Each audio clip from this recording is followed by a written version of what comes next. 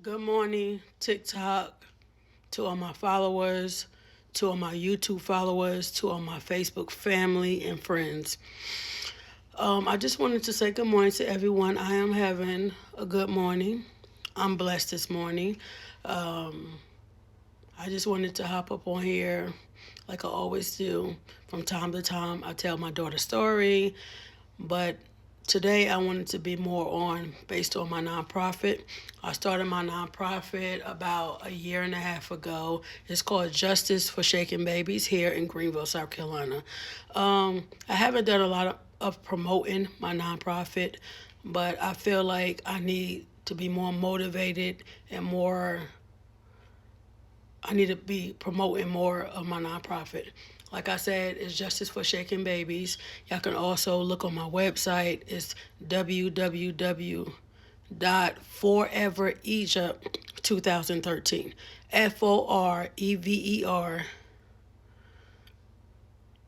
FOREVEREGYPT 2013.org. Also, I have a Facebook page. I am Egypt's mother. If you want to, you can follow that. Also, I'm also on YouTube where I do a lot of awareness videos. I share a lot of motivational clips. I show my sweet girl on her days that she was here with me on how our day was about her seizures. I do like showing about G tubes. So, but my nonprofit is really going towards children that been abused to assist their families with children with brain injury or adults with brain injury. I'm working on expanding my nonprofit. God's willing, I start getting my funding where I can assist families with children with brain injuries or adults per se, or if they have angels that passed away from brain injury, where I can reach out to get support for them, to get financial assistance for them. If in fact that child or that adult passes from a brain injury, from shaken baby syndrome, or any traumatic brain injury, where I can be assisted with the services for them, point them in the right directions, give them the resources for therapy, grief therapy. So my mission is to help and to connect with families who have children with brain injuries, adults with brain injuries. I have a lot more that I'm trying to do that once I expand my nonprofit and it gets off the ground. But for now, I just wanted to get on here, y'all, and let y'all know about my nonprofit. Please look at my website. I also have a GoFundMe out if anybody wants to donate towards my nonprofit. Also, on my website, once you look on my website, you can be a volunteer or you can donate to the cause. There's a lot of children who's being affected by child abuse, and this needs to be more in the open. There's children that's being abused, beat, shooken due to a hands of someone who's supposed to protect them. So I also in the process of getting a new law called Egypt's Law. The bill been pre-filed by one of the local representatives here in South Carolina, and I have a good advocate, a good friend of mine that point me in the right direction to help me to get where I need to be to get the new law, to put me in position to meet the right people so they can help me start my new law. It's my daughter Egypt's Law. And really the law is going to be where they don't have a statute of limitations of homicide, because here in South Carolina they got a statute of limitations of homicide. So really, what I'm saying is that if someone get injured here in South Carolina, whether it's a child or adult, say for instance someone get hit by a car and they die 3 years and a day later, they cannot be charged for homicide anymore because South Carolina has the statute of limitations for homicide, which that never should be the case, because you need to be held accountable.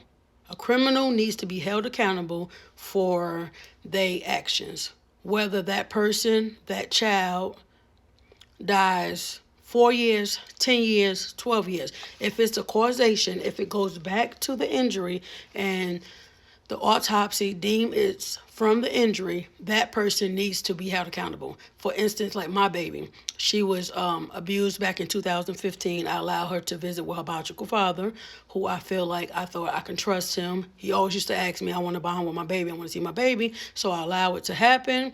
And because he got frustrated because she kept crying, which babies do, he started striking. Striking is punching, slapping.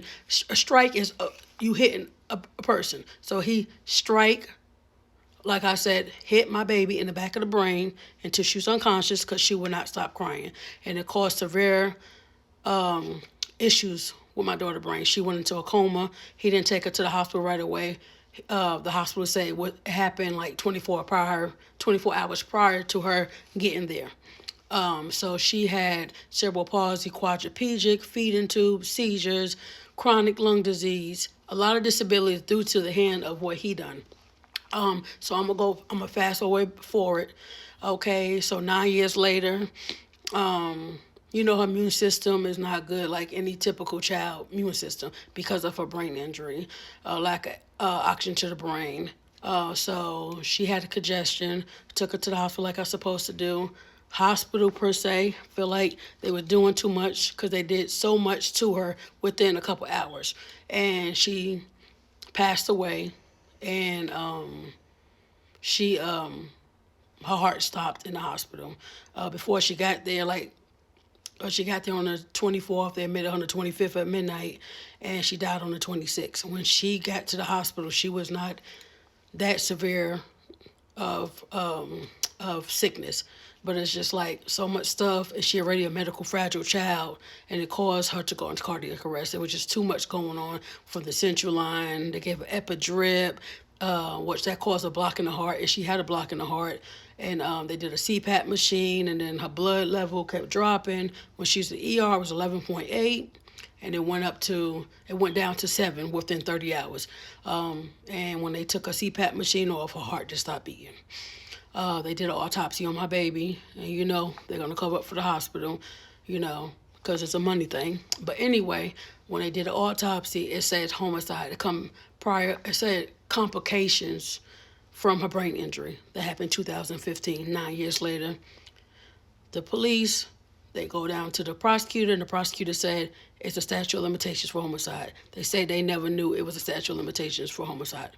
But anyway, so with that being said, y'all, I also have a card. I always share my daughter's card, Never Shake a Baby. It is a hotline, 855 for a parent. So any parent that's listening to here, caregivers, babysitter, if you get angry to the point where you can't control yourself, please do not take your anger on that child. Lay that baby in a safe place and call for assistance.